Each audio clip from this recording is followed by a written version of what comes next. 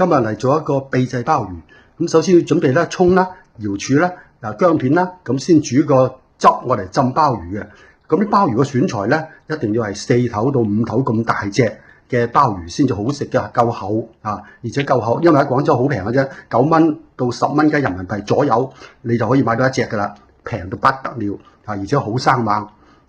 你翻嚟咧自己劏，咁就燒一燒佢，因為我要保持完整嘛，唔好整爛我隻鮑魚。咁燒一燒佢咧，咁又剝嚟咗之後咧，就將啲腸去晒佢，洗乾淨佢，保留翻嗰個魚乾。嗰個鮑魚乾咧係好有益嘅，話含有好多什麼 Omega 3啊，咁樣就好有營養價值啊，同鮑魚一樣咁營養嘅。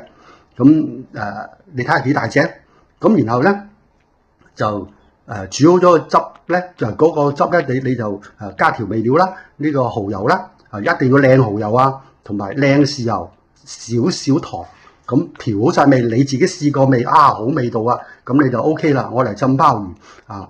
嗰個乾咧，你就先煮咗耐少少，咁煮完個乾之後咧，咁你就放啲鮑魚落去浸啦。浸一定要係2分鐘足夠啦，唔好耐。2分鐘你就要掀蓋啦，冚咗蓋之後2分鐘掀開個蓋，咁就熄火，咁然後就浸咗攤凍咗之後咧，就放冰箱到6個鐘頭到，晚上食飯攞出嚟。